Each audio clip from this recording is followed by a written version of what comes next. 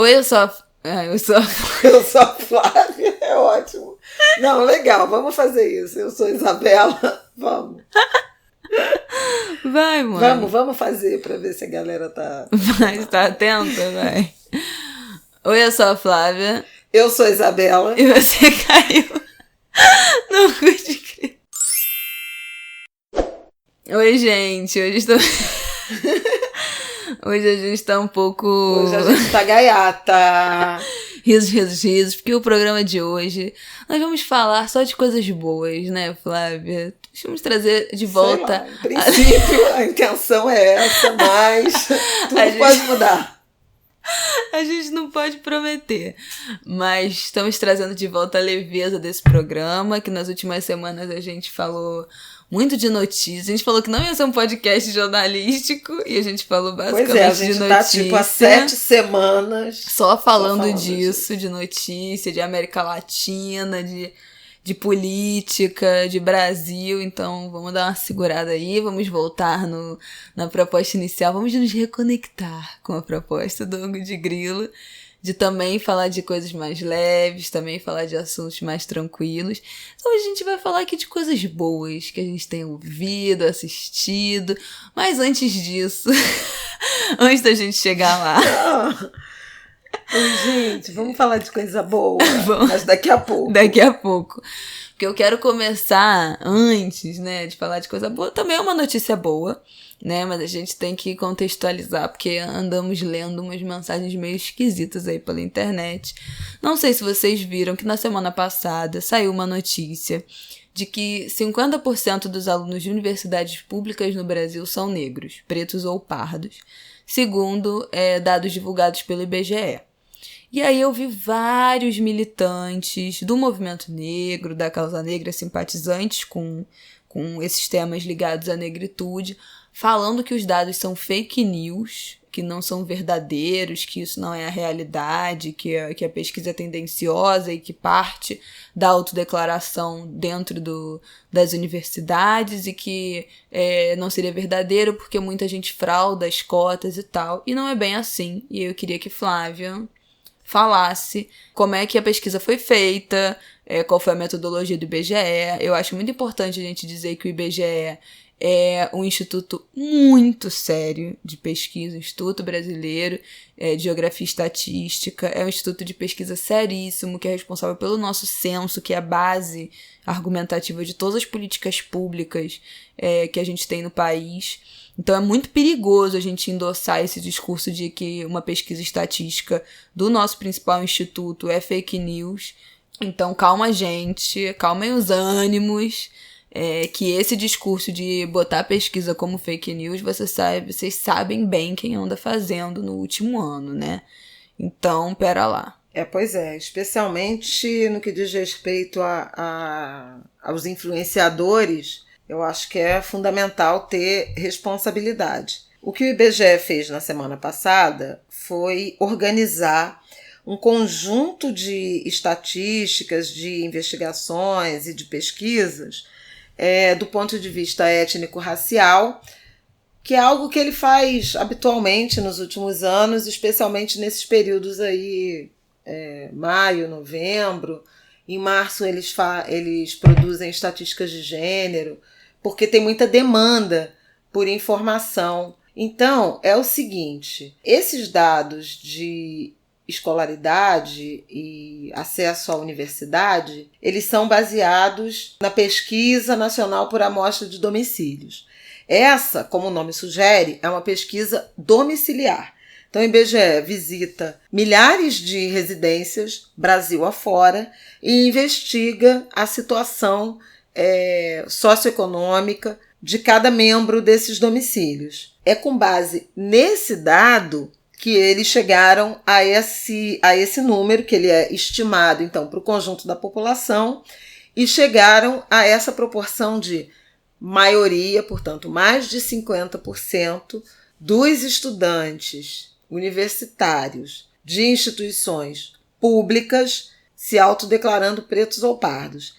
E isso não é não é baseado, por exemplo, no cadastro das universidades. Isso é baseado na autodeclaração. Então, digamos que ele chegasse aqui em casa, perguntasse para a Isabela. Ela não é mais, mas digamos que ela fosse. Você é estudante universitária? Sim. Você já tinha perguntado qual é a sua autodeclaração de cor ou raça. E eu me autodeclaro como parda. Acho bom que fique claro. Por mestiça que é. Você estuda em universidade pública ou particular? Pública. É esse estoque de brasileiros que na amostra se declararam pretos ou pardos, universitários de instituições públicas, que compõem isso que o IBGE identificou como a maioria dos alunos universitários. Portanto, não tem a ver com ter fraudado ou não as cotas, ter entrado ou não por cotas. Exatamente. Então, na rede privada, 53,4% se autodeclaram, que frequentam o ensino superior na rede privada, se autodeclaram brancos ou outras, mas predominantemente brancos. Na rede pública, 49,7% se autodeclaram brancos. Em compensação, na rede pública, 50,3% se autodeclaram preto ou pardos e na rede privada, 46,6% se autodeclaram preto ou pardos. Essa é uma boa notícia? Significa que é uma vitória do sistema de ação afirmativa, de cotas raciais e sociais no acesso à universidade pública e nos institutos federais de tecnologia? Sim, é uma boa notícia, significa isso. É suficiente? Não. Não, a resposta não. Não, a resposta é não. E o meu maior medo quando eu vi essa notícia não foi nem inicialmente duvidar ou não do que estava dizendo o número, mas eu bati o olho no título e eu fiquei apavorada com a perspectiva disso ser usado como argumento para a lei de cotas não ser renovada em 2022. Para quem não sabe, a lei de cotas raciais e sociais do acesso à graduação, né, do ensino superior no Brasil é de 2012 e ela prevê que 10 anos depois ela fique vigente por 10 anos e 10 anos depois ela seja revisada para que seja reanalisada a necessidade de ser renovada de novo ou não. Então, em 2022, essa lei vai ser analisada para ser renovada ou para ser cancelada, entre aspas, né, revogada por não ter mais necessidade de já ter atingido seu objetivo ali de inclusão de pretos e pardos, indígenas, dentro da universidade. Então, o meu maior medo foi usarem esse dado como argumento, porque a gente sabe que se a política de cotas acabar, a gente vai voltar ao que era 10 anos atrás, né? Antes dessa lei. A gente não teve um fortalecimento da educação de base, não teve um incentivo da educação, principalmente, né, pública, fundamental, do ensino médio, mas a educação escolar como deveria, para que os alunos de escola pública e os alunos negros e indígenas brasileiros pobres chegassem no mesmo patamar de disputa de igualdade com os alunos brancos de escola particular com renda superior a um salário mínimo e meio. Então a gente voltaria para aquele mesmo lugar de desigualdade que a gente teve há 10 anos atrás. Não dá para em 10 anos você resolver uma questão tão fundamental da estrutura desse país, que é a dificuldade e a precariedade da educação e o racismo estrutural. Então, assim, não terá sido suficiente 10 anos de política de cotas para resolver essas questões. Então, eu fiquei muito apavorada com isso. E eu acho que também vale dizer que, assim, eu acabei de sair da faculdade, né? Tem um ano que eu me formei, tem um ano e pouco. Pra mim é absurdo pensar que 50% dos meus colegas da UFRJ, uma faculdade pública, eram negros. Não. Isso quer dizer que todos esses que eu acho, que eu considero, ou que em nenhum momento se colocaram, se apresentaram, se autodeclararam como negros, se autodeclaram nessas pesquisas, no censo, se autodeclarariam para o IBGE como brancos e não como pardos? Não sei, porque não necessariamente o IBGE inclui, né, que pardos e pretos formam um grupo de negros, mas no Brasil a gente ainda tem uma confusão racial muito grande. E eu conheço e sei de várias pessoas que se declaram como pardas e são brancas. Várias pessoas que são brancas e têm na certidão de nascimento pardas, e várias pessoas que são pretas e têm pardas na certidão de nascimento. Isso é uma coisa muito comum. E a nossa dificuldade de compreender a nossa origem enquanto povo, enquanto população brasileira desse território, também faz parte dessa confusão. Tem várias pessoas que são brancas, mas que têm a pele mais morena ou mais bronzeada, e aí pode ser de uma ascendência árabe, pode ser de uma ascendência mouro da Europa, pode ser de uma ascendência indígena, pode ser de uma ascendência indiana, que não necessariamente tem a ver com uma ascendência africana ou negra, mas que aquela pessoa não se enxerga como branca, apesar de ser lida socialmente como branca, não sofrer racismo, talvez não se enxergue como branca por a gente pensar também que o branco seja só um padrão quase nórdico, cabelo liso, louro, olho claro e a pele quase rosa, assim, de tão branca. Então eu acho que pode também, nesse meio, ter esse tipo de confusão. Mas é muito importante que a gente pense isso como um problema, como uma grande questão que é a autodeclaração racial no Brasil. O IBGE não tem culpa disso. A PNAD não tem culpa disso. O problema não é dos institutos de pesquisa. Mas acho importante também a gente pensar que essa é uma pesquisa nacional. A gente não tá falando só de Sudeste, a gente não tá só falando de USP, de UFRJ, das universidades públicas daqui, a gente tá falando de um recorte. A gente não tá nem falando só de universidade pública, a gente tá falando também dos institutos federais, né, que formam os tecnólogos, sobretudo. Então, em outras áreas do Brasil, é óbvio que essa porcentagem de pessoas negras é maior do que no Sudeste, né, e no Sul. Como a gente bem sabe, quem frequenta a universidade por ser aluno, por trabalhar numa universidade, sabe que ainda aqui no Sudeste ainda são ambientes muito embranquecidos, mas a realidade de outras regiões do país são completamente diferentes. E depende também do curso. Você entra num curso de medicina, dessas áreas de exatas de engenharia, você vai vendo cada vez mais pessoas brancas. Mais os cursos das áreas de humanas, né? Tem muito mais pessoas negras do que esses cursos de biomédicas e exatas. Então, a gente está falando do Brasil inteiro, de todos os cursos, de faculdade, de universidade pública, Instituto Federal. Não é só do que a gente está acostumado a conviver no nosso siglo. Então, gente, não falem que é fake news, que a pesquisa está errada ou adulterada ou forjada.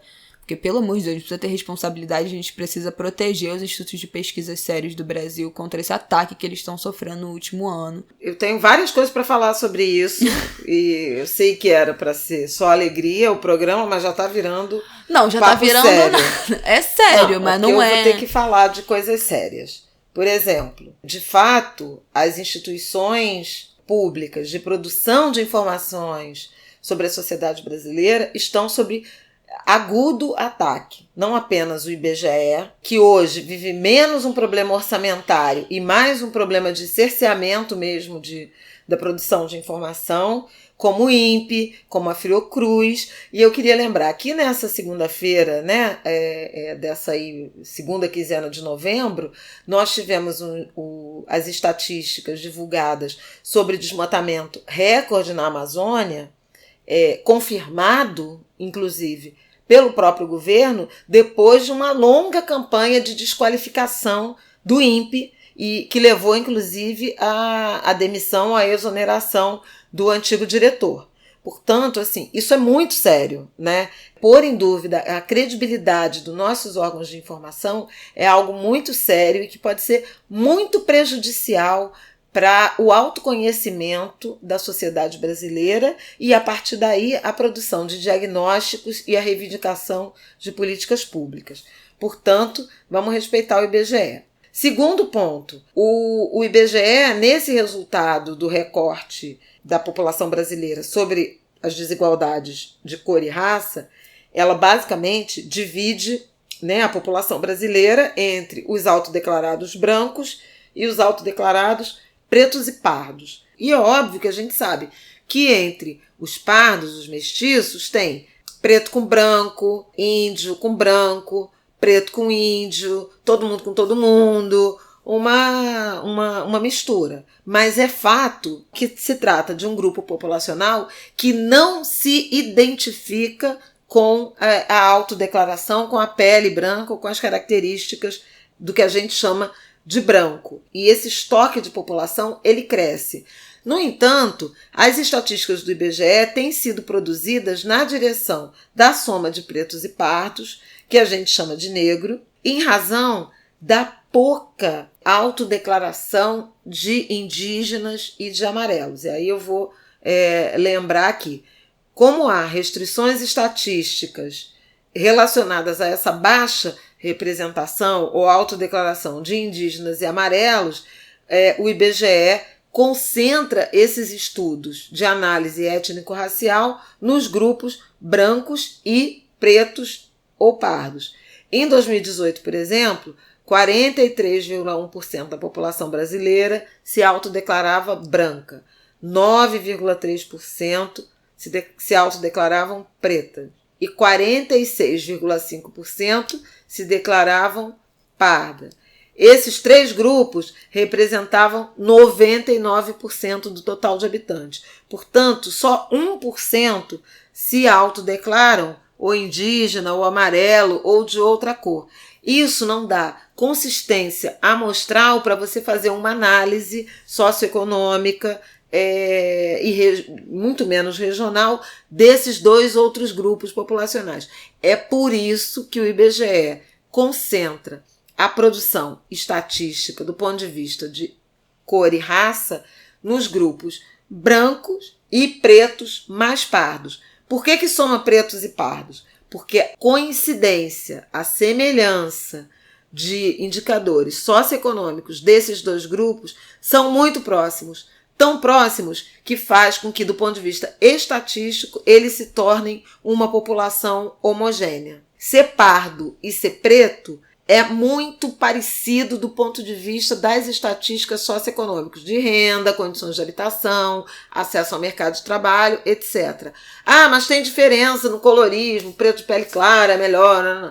Tem, mas aí é outro viés de análise muito mais relacionado a percepções mais subjetivas do debate dentro dos grupos do que do ponto de vista estatístico. E eu acho que todos nós concordamos que pretos e pardos se assemelham mais como um grupo do que, digamos, pardos com brancos. Eu acho que todo mundo vai concordar com isso. Tá, é um consenso, né? Especialmente se você considerar que a gente vive, ao longo da última década, um fenômeno de crescentemente as pessoas se identificarem com a pele negra, preta, ou parda, ou mestiça, e se afastarem da branquitude. A história do movimento negro, do movimento do que se chama dos grupos identitários, etc., levou a um aumento dessa autodeclaração. Então, isso aí tem a ver com um fenômeno de transformação, inclusive social e estético, de mulheres que assumem seus cabelos crespos e que antes não assumiam, que pareciam mais brancas do que eram porque alisavam os cabelos. Tudo isso que a gente já sabe, que eu acho que não é o caso da gente discutir agora. Eu, particularmente, estou no grupo que festejo essa estatística de que a maioria dos estudantes das universidades públicas ou institutos federais tecnológicos se autodeclaram pretos ou pardos, porque acho que isso é uma evidente vitória do sistema de cotas, das políticas de ações afirmativas. Eu acho que a gente precisa festejar isso até para ter o alento do tema desse programa, porque a gente precisa de algumas vitórias, mínimas que sejam, para alimentar o nosso apetite por mais luta. Agora, é suficiente? Não, não é suficiente. Não é suficiente por quê? Porque a gente ainda tem dificuldade de acesso às carreiras, digamos assim, mais nobres, tipo as engenharias, a medicina, o direito ainda me parece uma categoria curso, né, superior ainda muito embranquecido, e a gente tem uma representação maior dos estudantes universitários pretos ou pardos nas carreiras de humanas que tem curso noturno, ou administração, ou ciências contábeis. Esse aluno oriundo de periferia, de pele preta, de pele parda, ele acaba fazendo uma escolha de carreira que permita com que ele trabalhe de dia e estude à noite para conseguir conciliar estudo e a necessidade de ganhar dinheiro para ajudar a família. Outro dia eu vi o nosso querido Yuri Marçal falando, né, da escolha. Ele fez um sketch lá, um vídeo, falando da escolha. Quer ser humorista e tal, mas tu vai estudar o quê? Eu te apoio mais. Então, procurem lá no Instagram. Exatamente. Acho que vale a pena botar aí no nosso Medium, que obviamente não está posto para a branquitude, que pode estudar com todo respeito, com todas as vênias, como diriam, pode estudar a história da arte. Vou fazer filosofia, ou não por necessidade de sustento, simplesmente porque eu gosto. Essa barreira nós ainda não superamos, a nossa luta continua. Agora, vamos reconhecer que houve uma transformação no Brasil, vitórias a serem celebradas para que nós nos alimentemos para as lutas que ainda existem, que ainda persistem, porque vida de preto é lutar, minha gente. Bom, podemos falar de outras coisas. Depois dessa longa narrativa. Não, gente, era pra ser um programa leve. A gente não consegue, é uma coisa insuportável. Eu já tenho uma boa notícia que acabou de chegar aqui no meu WhatsApp em primeira mão, nesse momento que você deve estar vendo aí agora também. Que chegou aqui em grupos que participamos.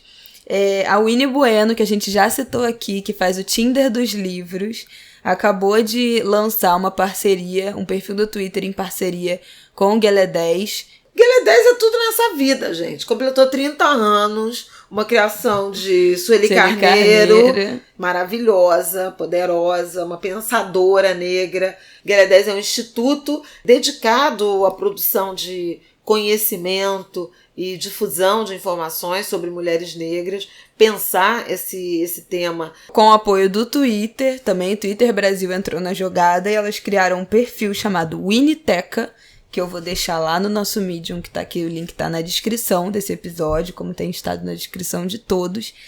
A Winiteca é uma programação que o Twitter fez a partir de um bot ou bot, eu nunca sei como é que fala isso. É bot. Que vai fazer a distribuição dos pedidos do Tinder dos livros para quem tá disposto a doar e quem tá querendo receber. Então a Winnie fazia isso manualmente, ela sozinha, printando, enviando, lendo, nananã.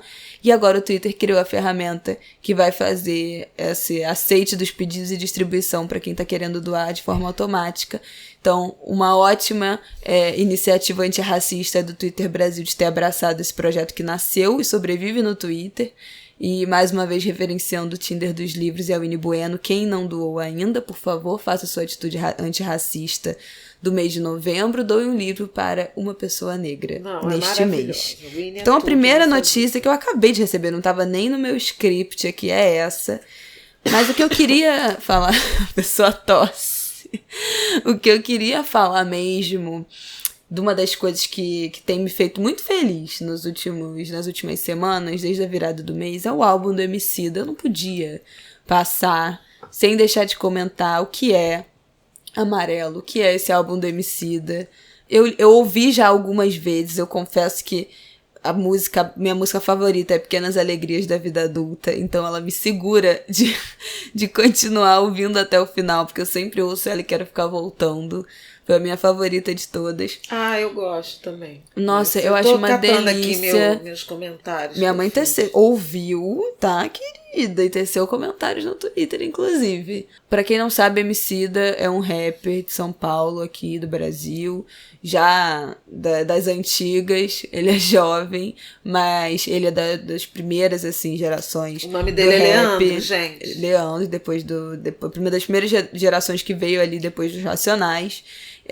E o Emicida tem, nos últimos anos, esse não é o primeiro álbum dele, que já tem uma pegada que vai além daquele rap cuspindo no microfone, né? Que a gente costuma falar, que é ele muito na raiva, muito naquela crítica muito crua, naquele retrato muito cru do que é a sociedade, a periferia, o racismo, o preconceito, a pobreza, a violência. Então, o Emicida já tem um pouco fugido dessa história única, e aí do rap nacional, e isso, o rap que fala de outras coisas além, né, de tristeza, desses perrengues de preconceito, sofre ainda muito, é muito louco isso, porque ainda sofre muito preconceito. O próprio Mano Brown falou outro dia que foi questionado, que tava fazendo música de amor, e ele falou, pô, gente, eu também quero falar de amor, também quero poder falar de outras coisas, né, com o Bug Night, que também é um álbum diferente do que o Racionais estava acostumado a entregar. E ele falou, não, eu também quero produzir outras coisas, eu também quero produzir outros tipos de música, eu também quero falar de amor. E foi um choque no universo do rap quando o Mano Brown gravou músicas mais românticas. Porque, mano, como assim? Até o Mano Brown tá se perdendo, que foi a crítica? E não, eu acho que é encontrando outro tipo de narrativa.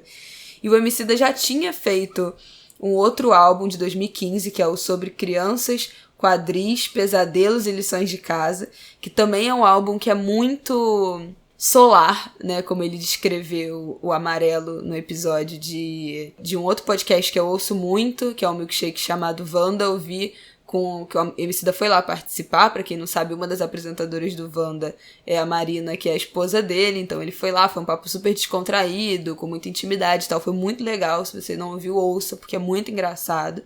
E ele falou que ele queria fazer um álbum solar. E esse álbum dele de 2015 já tinha tido uma pegada que nem era mais tanto rap, já tinha outra musicalidade, tinha também já um pouco de samba, tinha um canto mais lírico e menos falado. Eu realmente estou encantada com o Amarelo porque mistura outros ritmos musicais, tem toque de macumba, tem samba, tem Zeca Pagodinho, tem Fernanda Montenegro falando, recitando, tem o Pastor Henrique Vieira, Fabiana Cosa, maravilhosa, quase como Pastor Henrique Vieira encarnando ali um Martin Luther King. A ideia mesmo também era essa, trazer aquela entonação dos sermões de Martin Luther King.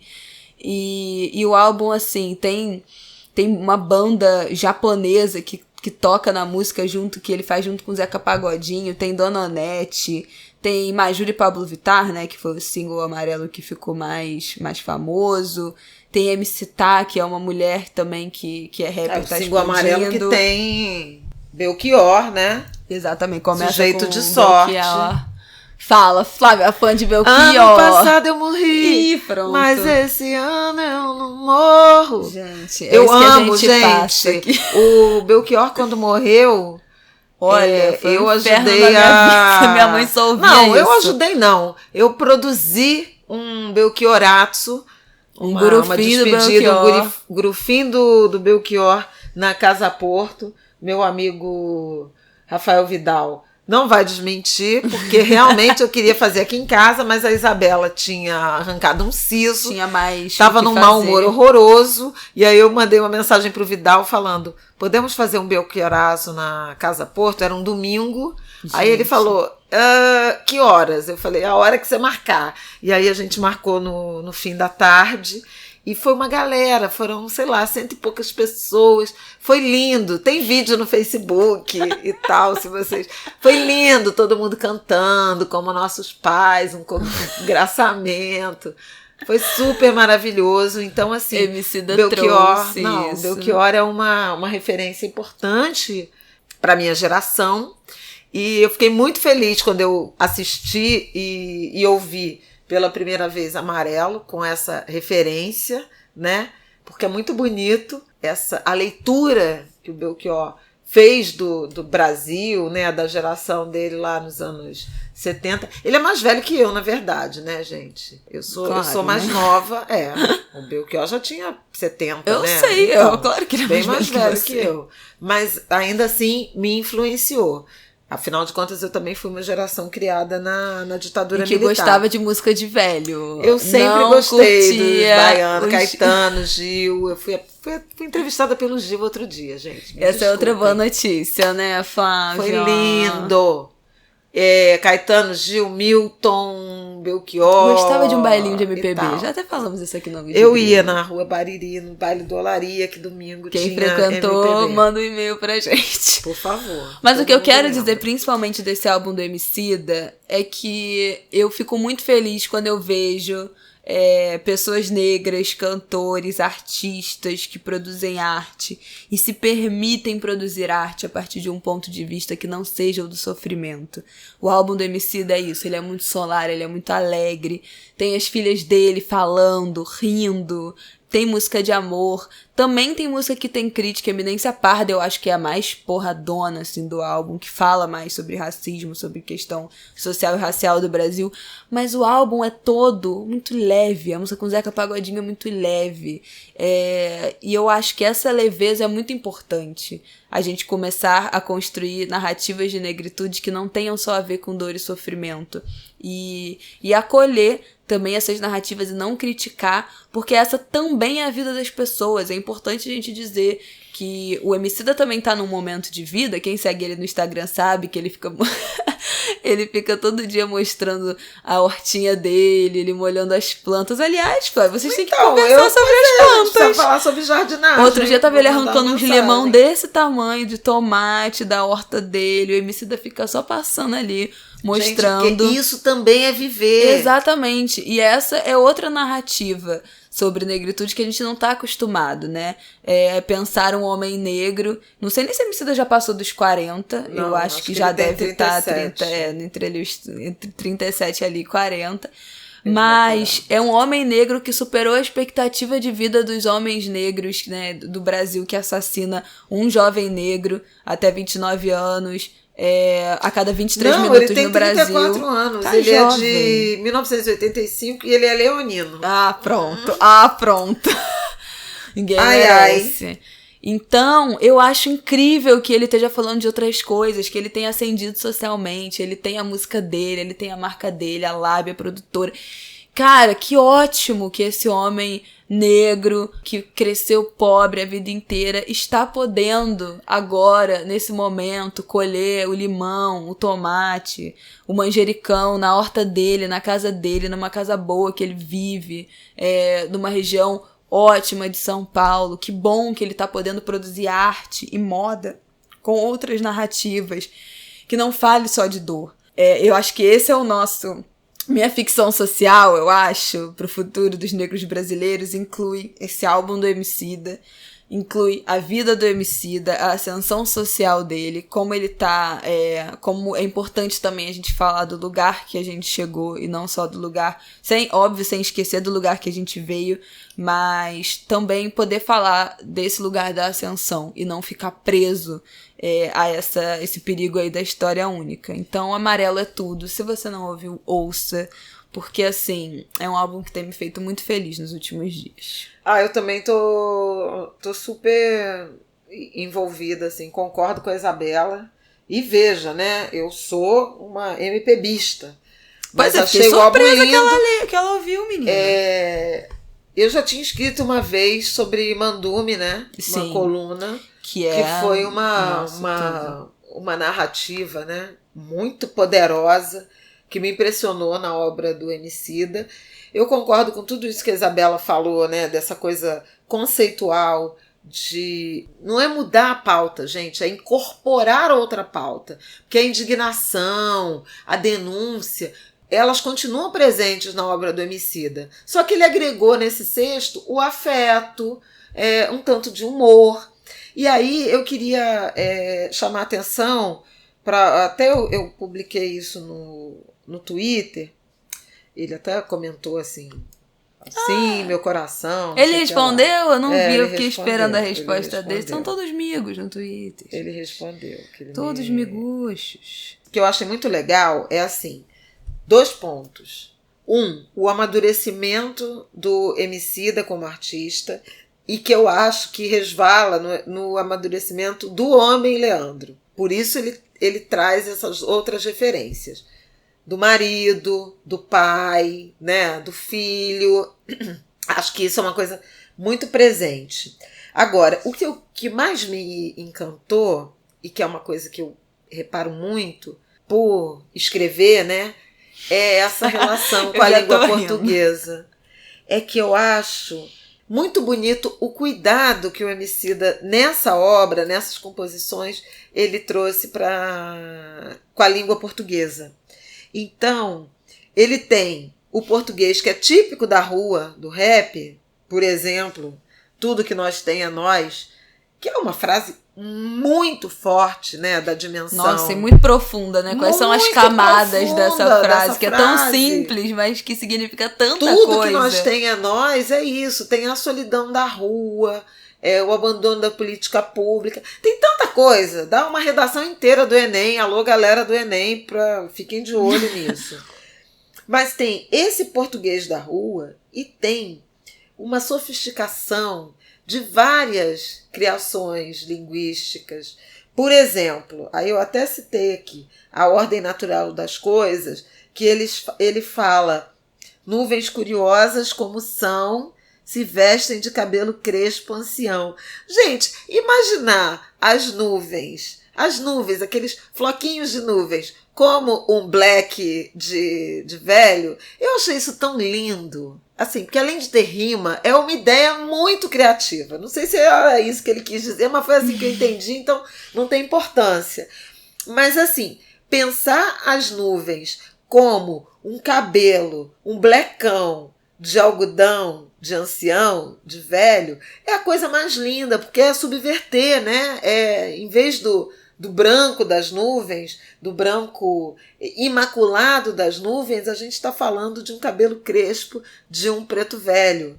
Isso é muito bonito, do ponto de vista da criatividade e da construção linguística. E tem Cananéia, Iguá, Pilha Comprida, que, se não me engano, é a canção que tem a filha dele, que ele fala, não pode rir, tem que ser mal, e ela caindo na gargalhada. É muito da Isso delícia, é muito aquilo. Lindo, esse momento. É essa mesmo. E que é uma canção que é a construção do Emicida, porque ela é cheia de proparoxítona. Gente, quem é que sabe o que é proparoxítona? Isso aqui Sabe, você só sim, vê no ângulo de grilo. Qual foi a última vez que você ouviu a palavra proparoxítona? Eu tenho certeza que foi na escola. Mas eu achei muito assim, bonito. É só ângulo de Ele grilo. fala história, memória, blá, blá. Que nem o Chico no Amor daquela vez, como se fosse a última, beijou sua mulher como se fosse a única, e cada filho seu como se fosse um pródigo. Vocês lembram disso? Construção é uma... Então, assim, o Emicida, sendo do rap, dialoga com Chico Buarque, porque não tem como você pensar em uma construção de proparoxítona sem pensar em construção, que é a obra-prima, talvez, desse tipo de construção. O Caetano também tem uma com proparoxítona, mas eu não estou me lembrando agora. Mas a referência maior é construção. Então, assim, eu quero sublinhar esse apreço pela língua portuguesa, que eu acho que é tão importante da gente ter. E a segunda coisa, a terceira, né, na verdade, né, querida? A terceira coisa é o quanto ele é respeitoso com os mais velhos, né? Uhum. Além de cantar com Zeca Pagodinho, de reverenciar o samba. Falar Wilson das Neves. Exatamente. Como orixá. Ele fala Wilson das Neves, que nos deixou, né? Grande imperiano, também músico de Chico Buarque, baterista, percussionista, maravilhoso, compositor, um mestre, elegantérrimo ainda por cima, e ele trata de Wilson das Neves como um ancestral, como um orixá, que falando com Zeca Pagodinho. Então é muito bonito isso, porque, veja, não é só o rap, o samba, a língua portuguesa, a criação, a valorização das nossas raízes, é o Rio de Janeiro, é São Paulo, é esse diálogo do rap de São Paulo com o samba carioca. Então é de uma beleza, sabe? Que realmente me comoveu. Tá de parabéns o Emicida, e acho que nossos ouvintes aí, pessoas não negras ou pessoas brancas que não têm muita intimidade ou interesse, né, pela música negra, pelo rap e tal, eu acho que vai gostar de ouvir por capturar essas outras referências que eu mesma, que sou de uma outra geração, embora mulher preta, identifiquei e fiquei muito orgulhosa. Parabéns pro Emicida. Ai, tudo. Eu queria aproveitar a onda aí a esteira do rap nacional e falar de outras músicas que eu tenho ouvido.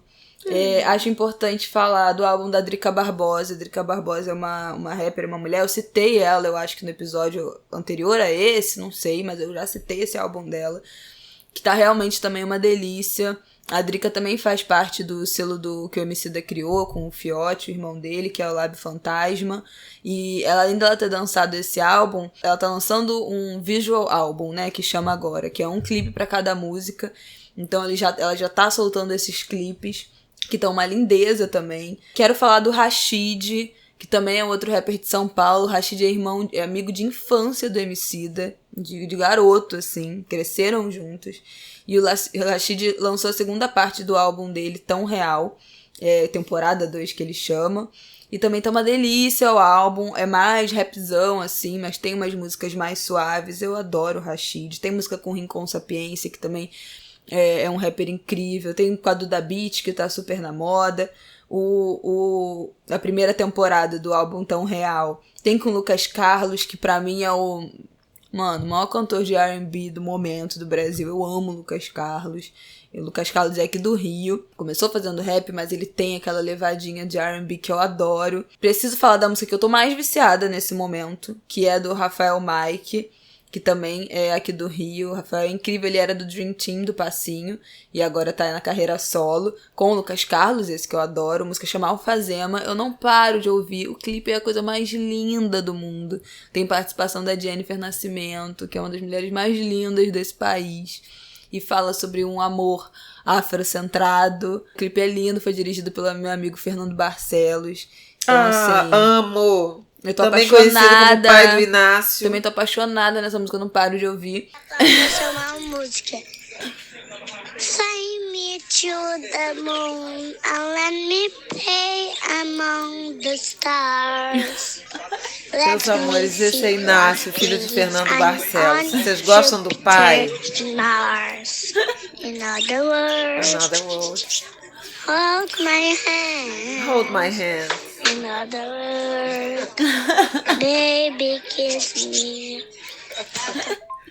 A coisa mais Inácio, linda do planeta. Esse é Inácio. Gênio. Inácio tem quantos anos, gente? 5, 4? Acho que ele fez 4. Meu Deus do céu, criança cantando em inglês. Bom, eu não posso falar de música e não reverenciar. Ela é do tipo feat. Drake, Kevin o Chris, feat. Drake. Kevin o Chris, pra quem não conhece, é um dos maiores expoentes do funk carioca nesse momento. O cara é assim, inacrê. Ele também tá participando aí dessa revolução do funk 150 BPM, né, que foi inventada pelo Renan da Penha, inclusive Liberdade Renan da Penha, estamos esperando a soltura dele, né? É verdade. Os advogados estão esperando sair a ata da decisão do STF para pedir a liberdade do Renan. O Kevin o Chris é de Caxias e a música dele tá fazendo muito sucesso dentro do universo do funk. E ele gravou um remix da música com o Drake, Amados. Amado, Beloved. É assim, eu fico muito feliz. Eu gostei muito da versão remix da música, eu adorei, porque eu amo Drake, assim, isso já tá mais do que posto. Mas eu fico especialmente feliz em ver jovens negros que escolheram trilhar o caminho do funk, da música, da Baixada Fluminense, pobres, que conseguiram ascender socialmente, conseguiram conquistar conforto para suas vidas, para suas famílias e sucesso fazendo o que eles gostam, fazendo o que eles têm talento de fazer e conseguir chegar a artistas internacionais imensos como o Drake. E que toparam fazer o feat da música. O Drake divulgou também no Instagram dele. Então, assim, a música tá um sucesso. É uma delícia a versão remix. Eu, obviamente, já gostei mais do que a normal, porque tem o Drake falando vai novina, vai. Então, assim, é absolutamente tudo pra mim. Mas essas músicas têm me deixado feliz. Também quero citar o álbum Roof, da Tasha e da Tracy e da Ashira, que são 3 mulheres negras. A Tasha Tracy da periferia de São Paulo, Jardim Peri, se não me engano, e também lançaram um EP com 5 músicas só cantada por mulheres do rap, também tá incrível. Tudo isso vai estar dentro da nossa descrição ali. Mas é isso, eu tenho ouvido muita música, porque eu tô resgatando, porque eu comecei a ouvir tanto podcast que eu tava parando um pouco de ouvir música. Minha outra indicação de um podcast que eu ouvi outro dia que me fez muito feliz, que eu amei, que foi incrível, assim. Não vou dizer que foi uma experiência só feliz, mas que eu aprendi muito. Foi o podcast da Óbvios, Bom Dia Óbvios, que foi sobre instinto materno. Será que bate? O episódio 14, que foi com a Hell Mother, que é conhecidíssima nas redes sociais, fala muito de maternidade e saúde mental, e com a Suyane Inaya, que trabalha com direção de arte, moda, stylist, e elas falaram, as duas têm filho, e aí falaram sobre isso. O que é esse instinto materno, o que é essa culpa materna, o que é esse cansaço, quais são as imposições, as condições sociais que esperam da maternidade. Foi um papo muito sincero, muito honesto, e eu amei ouvir. Incrível, eu amo ouvir podcasts sobre maternidade, com mães falando, porque eu acho que quem não é mãe acaba romantizando muito esse universo ou não se ligando com o tamanho do perrengue que é.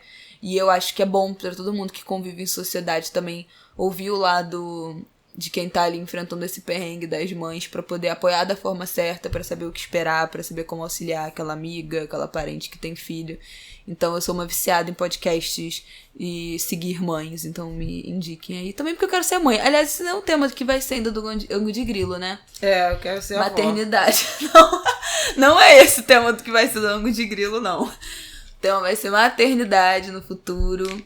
Eu quero ser avó e a minha neta vai ser simpática que nem eu. Ela me amaldiçoou todos os dias. E ela vai morrer. Com isso. Eu não sei como é que eu cheguei com 23 anos sem um filho, de tanto que minha mãe roga praga em mim. Não é praga. Você me roga sim. Minha mãe quer que eu tenha filho há anos e ela argumenta comigo. Eu falo, mãe, não, e ela argumenta. Ela fala, mas você já é maior de idade, mas você já se formou. Gente, eu acho que tem que ter mais cedo, porque depois a gente faz escolhas profissionais que vão nos afastando dessa... Minha mãe acha que tem que ter filho com 23 anos. Não é com... Não falei 23, mas que não acho que tem que esperar até 35, 40. Bom. Dito isso, ela me teve com 26, não, dito isso, eu quero também indicar meus CDs, que eu tenho ouvido muito, meus álbuns. Eu ainda compro CD, gente.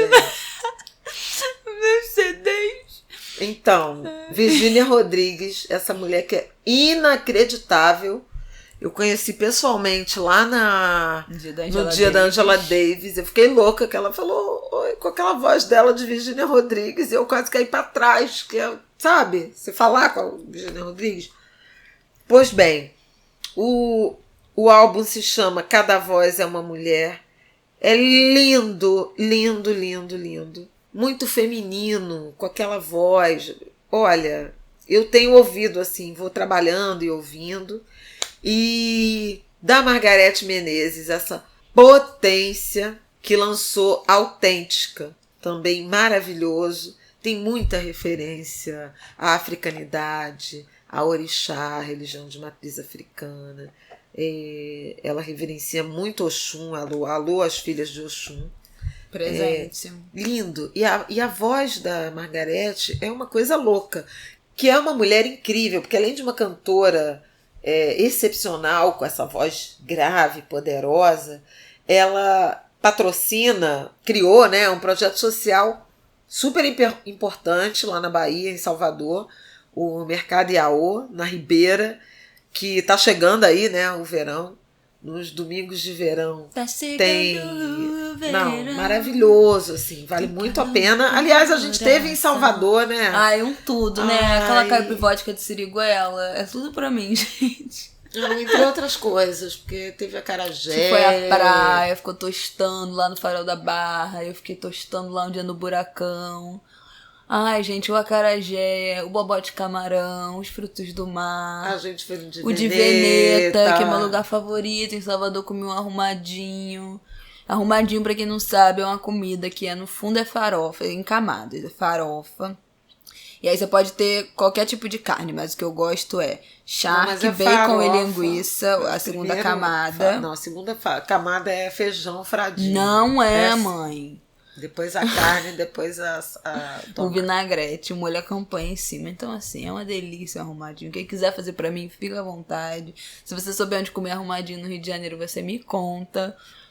Mas foi uma maravilha, Salvador. Já estamos com passagem de volta pra lá. Voltamos com passagem já pra voltar a Salvador. Então, não tem notícia melhor que essa, né? Não, maravilhoso. E dessa vez, pela primeira vez, eu fiz o FLIM, Festival Literário Nacional, primeira edição, em Cajazeiras, que é o auto-intitulado, né? Autodeclarado maior bairro da América Latina, tem 600 mil habitantes, uma potência, e a Fundação Pedro Calmon e o Governo do Estado organizaram pela primeira vez um festival literário lá, muitas mesas, rodas de debates e depois shows. Eu tive a honra de mediar uma mesa só com mulheres, com poetas, mulheres negras, e saí com essa sensação muito, muito forte do quanto a gente se ampara, né, e se liga. Me lembrei da Conceição Evaristo, minha querida, que outro dia com a Eliana Alves Cruz cunhou a frase: 2 mulheres negras de braços dados vão a qualquer lugar, ou entram em qualquer lugar, seja lá o que for. E essa ida a Salvador me deu muito essa percepção do quanto a gente precisa se ter como referência, sabe? A minha mesa teve a Lívia Natália, baiana, a Mel Duarte, a Mel é paulistana, e a Riane Leão, que é de Cuiabá e mora em São Paulo. São 3 poetas negras, e uma tem a outra como referência, ou outras mulheres negras, e o tanto que elas falaram sobre como desabrocharam, inclusive como criadoras, como produtoras de conteúdo, como artistas, a partir do momento em que tiveram conhecimento de outras escritoras, de outras poetas negras, o quanto uma acaba empurrando e estimulando a outra. E a Mel falou uma coisa tão bonita que eu acho que vale a pena repetir aqui, porque ela disse o seguinte: todas disseram isso, né? O quanto na escola a gente aprende sobre escritores, a obra literária de homens, mas de homens brancos, e mais que isso, mortos. Parece que ninguém que escreve está vivo. Gente, é verdade. Parece que é uma coisa do passado. Socorro. Isso foi tão forte, né? Pensar isso, porque você incorporar a perspectiva de que a produção literária é algo vivo, contemporâneo, da sua geração, é realmente revolucionário. Mas por te provocar a escrever. Mas a Mel ainda trouxe uma outra dimensão, que é aquela, a gente vai voltar para o início desse programa e de anteriores, que ela diz o seguinte: ninguém jamais me disse que eu poderia viver de escrever, que escrever poderia ser meu ofício, que ser escritora ou poeta poderia ser a minha profissão e pagar o meu aluguel. E quando eu tive essa consciência, eu resolvi falar para todas as pessoas, para as jovens, para os estudantes, para todas as mulheres que, olha, escrever é profissão. E em algum momento você pode viver disso. Elas tiveram experiências muito diferentes, né? De produção literária, para publicação de livro, mas enfim, é sobre aquilo que a gente sempre fala aqui no Ângulo de Grilo, sobre você ter a possibilidade de experimentar várias funções, ofícios, aprendizados, né? E a partir daí fazer suas escolhas. É sobre isso a construção da igualdade de oportunidades, é sobre você poder se pensar escritora ou poeta e viver desse ofício.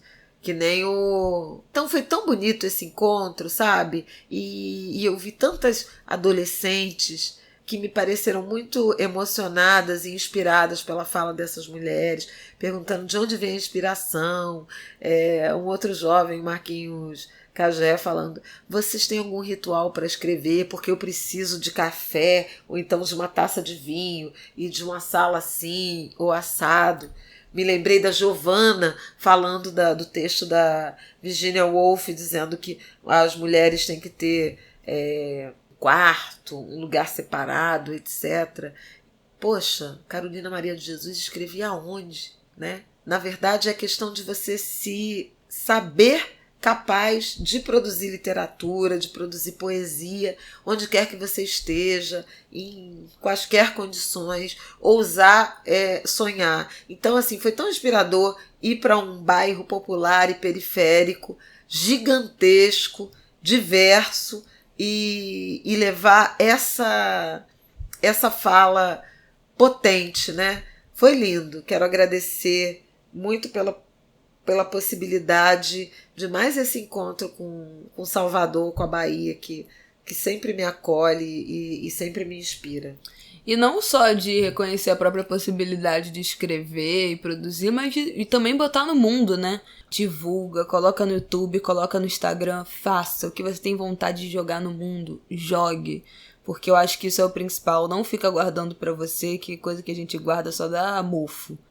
Acho que as últimas coisas que eu queria dizer é que voltei a ver Greenleaf, que é uma série trama familiar, um novelão, só com atores negros sobre uma família negra, dona de uma igreja batista nos Estados Unidos e aquelas questões de família e tal, um novelão assim, mas que é maneiro. Hoje assisti mais um episódio do Potências Negras, do Murilo Araújo. Gente, assistam, o Murilo tá fazendo um trabalho incrível nesse mês de novembro.